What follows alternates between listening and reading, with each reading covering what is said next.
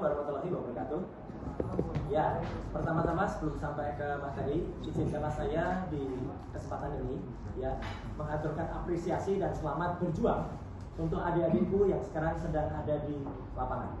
Ya, saya tadi juga sempat bersama sebentar dan kemudian menyampaikan semangatnya, apresiasi kepada mereka, dan saya hanya berpesan, ya benar kata Kombes Budi ya dari Polda Metro, jangan ada yang menyusupi. Jadi kalian jangan disusupi, tapi juga mohon aparat juga humanis, ya tidak kemudian menganggap bahwa ini adalah musuh, sama sekali tidak. Ini adalah sesama warga bangsa, sesama rakyat Indonesia. Dan saya sudah lihat selain seragam coklat, ada juga seragam hijau di sana. Mohon hati-hati, ya karena ini sebenarnya adalah masalah internal, ya dalam negeri bukan dengan luar. Jadi saya pernah bertugas di Komisi 1, ya tupoksi dari baju hijau sebenarnya bukan itu. Tapi ya saya moga-moga mereka hanya di BKO-kan saja dan hanya menjaga. Kita semuanya sama. Nah, termasuk jangan disusupi itu artinya apa?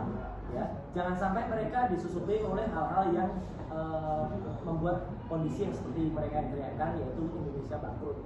Ya, gitu. Karena apa? Ada 5 tuntutan. 5 tuntutan yang pertama adalah stop pemborosan APBN, oke. Turunkan harga kebutuhan pokok dan dulu, oke. Tapi kemudian ada hal yang lain. Nah, saya justru menyisipkan tadi, ya, jangan lupa kita juga pernah punya tuntutan yang lain, yaitu adili Jokowi dan turunkan Buku Papa atau maksulkan Buku Papa. Itu jangan lupa, ya itu justru yang krusial. Ya, jadi jangan kemudian malah berbelok kemana-mana. Sekali lagi selamat berjuang. Saya tadi juga menggunakan kostum kuning, ya bukan berarti saya anggota atau alumni UI, bukan. Saya nggak pernah ngaku-ngaku, apalagi ngaku punya ijazah padahal palsu. Enggak. Saya adalah anggota dari UI Watch Plus Plus.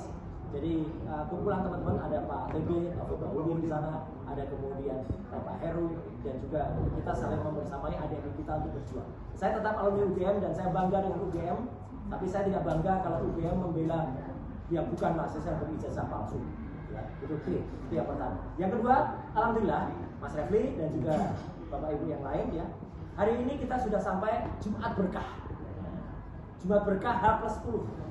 H+10 dari ketika ada press conference yang disela dengan pengumuman dadakan soal P21 di Polda Metro Jaya waktu itu. Ya, sekali lagi kita juga sampaikan bahwa itu bukan press conference untuk P21 sebenarnya, tapi ada keterpaksaan ketika Kombes Iwan Imanuddin harus mengumumkan itu atas pertanyaan. Ya, jadi kita tunggu sebenarnya kalau memang itu benar real. Tapi nyatanya sampai dengan H+10 hari ini, hari Jumat tanggal 12 Juni 2026 itu tidak juga terbit. Masih goib P21 nya. Kayak SMK saja masih belum ada. Harusnya ada surat semacam ini. Dan lagi-lagi kita sampaikan, sebentar disampaikan Pak Refli. Hari ini kalau dengan LP tanggal 30 April itu sudah 409 hari. Hari ini ya. Ini grafik ini saya buat ketika tanggal 26 Mei. Sekarang sudah tanggal 12 Juni. Berarti sudah 409 hari. Jauh lebih atau bahkan 4 kalinya kasus besar yang waktu itu juga menyita seluruh perhatian rakyat Indonesia, yaitu Jessica Wongso. Bahkan lebih dari 6 kali kasus yang waktu itu juga sangat besar, yaitu tentang Verdi Sambo. Ya, jadi jelas ya, clear banget bahwa apa yang dikatakan sudah P21 sampai saat ini, sampai kita press conference ini belum ada. Padahal itu harus hitam di atas putih, harus tertulis dan tidak boleh hanya omong-omong, tidak boleh hanya bohong. Dan di lembar P21 ini jelas betul tahapannya, tahapan keduanya tanggal berapa, dan itu ada deadline-nya. Saya sebagai orang awam hukum saja tahu itu ada deadline-nya. Jadi kalau tanggal 2 Juni sudah diumumkan, maka para termul harus tahu bahwa mereka juga nggak bisa yang namanya mendesak-desak.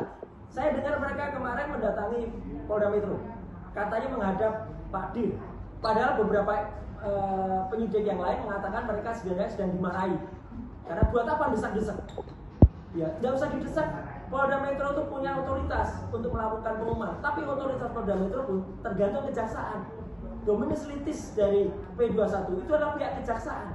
Dan kalau kami kemarin atau tanggal 21 April yang lalu ke kejaksaan itu kita bersurat secara resmi.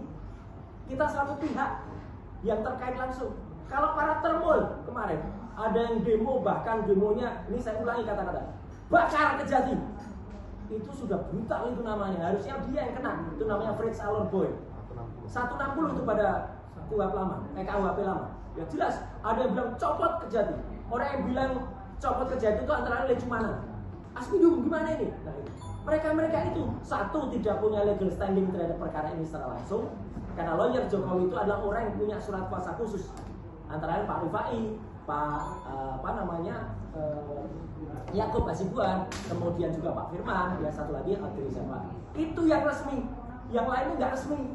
Ngaku-ngaku saja mereka bikin tim hukum, tim merah putih, merah kuning biru dan lain sebagainya. Ya, apa itu tim itu? Apalagi mereka marah-marah mau bakar Kejati.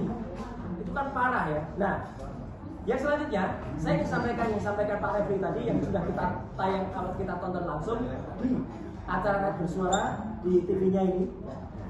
Saya nggak perlu sebutkan news ya. Pokoknya TV-nya ini. Statement dari Prof. Henry Subiakto. Saya ingin menambahkan, terima kasih Prof. Dan kalau Prof. Henry itu mengatakan, karena teman-teman mengatakan itu ngaku-ngaku buat, bukan ngaku-ngaku. Nama Prof. Henry ada di sini. Beliau tepat betul 23 tahun yang lalu, ya, ada pada surat keputusan tim TKTI, tim Koordinasi Telematika Indonesia. Beliau selaku staf ahli dari Menteri Komunikasi dan Informasi, waktu belum informatika, ada di sini. Lucunya, bukan lucu mana nih ya, tapi lucunya, ya. Nomor 9 itu nama saya juga ada di situ. Saya adalah tim perumus dari Undang-Undang ITE juga, dan saya itu disebut nama. Bukan lagi jabatan. Saya resmi itu Roy Suryo dalam kurung Universitas Gadjah Mada. Saya wakil resmi dari UGM waktu itu. Ya, dalam ini UGM masih ya sehat dan waras waktu itu. Ya. Jadi mengirim saya untuk menjadi wakilnya. Jadi kami itulah yang membuat Undang-Undang ITE sebagai Undang-Undang Jaban Indonesia atas perdagangan internasional e-commerce luar negeri. Kalau kita tidak punya Undang-Undang ITE, maka kita akan di-ban dalam dunia internasional. Maka pasal 32 dan 35 yang kemarin sampaikan Prof. Henry itu jelas banget. Itu adalah untuk yang terjadi di computer crime. It's not a computer related crime. Computer related crime adalah komputer yang digunakan untuk tindak kejahatan. Itu lahannya atau ranahnya adalah nyata. Tapi kalau computer crime adalah kejahatan yang terjadi dalam komputer. Yang disampaikan di pasal 32 dan 35 itu kejahatannya terjadi di komputer. Ada orang menghack, kemudian dia melakukan perubahan di situ, mengubah di situ dan dimunculkan kembali. Lah ijazah Jokowi yang palsu ini tidak pernah kejahatannya dilakukan di dalam komputer. Itu jelas banget. Prof. Henry menyampaikan itu tidak bisa masuk ke sana. Nah, saya akan lanjut, jadi clear ya. Saya akan lanjut ke Lecumana. LP-nya sudah terbit dengan LP 4111. Garis miring SPKT garis miring 6 garis miring Polda Metro Jaya. Sudah dilaporkan dengan pasal 394. Detailnya nanti mungkin teman-teman bisa tanya ke para ahli hukum. Saya sekali lagi bukan ahli hukum, apalagi sok mengaku kuasa hukum, sok mengaku avokat. Ya, saya bukan avokat khusus. Saya melaporkan. Dan disinilah kenapa Lecumana ini dilaporkan. Dan kami tetap tadi berapat. Kenapa yang 2 Maret Samuel Sweken dan juga Andi Kurniawanti belum dilaporkan? Saya mengatakan belum dilaporkan tertentu. Karena mereka berdua itu yang dilaporkan oleh Maret dan Andi itu hanya pasal 160. Sedangkan Lecumana ini melaporkan pasal 28 ayat 2 Undang-Undang ITE. Di mana pasal 28 ayat 2 itu yang kena ke saya dan kena Dr. Tifa. Kalau 160 itu kena sahabat-sahabat pejuang yang ada di klaster 1. Jadi harusnya yang melaporkan teman-teman yang di klaster 1. Tapi nggak apa-apa, itu nanti tetap kita hormati. Andai kata dokter diberi izin, ya. Saya melaporkan juga orang namanya Dokter Respon, masih sniper si zombie itu, ya. Dan di sini jangan marah kalau respon nggak saya tulis dokternya karena dokternya palsu, ya. Dengan pelaporan nomor 4115 garis miring 6 garis miring SPKT Polda Metro Jaya. Karena apa? Karena dia sangat bebal membuka kembali berita-berita lama yang sudah out of date, yang sudah inkrah. Ini sudah jelas, pemberitaannya sudah jelas. Kasus itu sudah selesai. Kemenpora menyatakan salah dan mencabut laporannya. Karena waktu itu ada pencatatan yang salah, harusnya masuk pada kolom kementerian, dimasukkan pada kolom menteri. Sehingga saya ditagih. Ini sudah selesai, Menpora cabut gugatan Imam Nahrawi dicabut dan inkrah perkaranya. Itu banget ini. Bahkan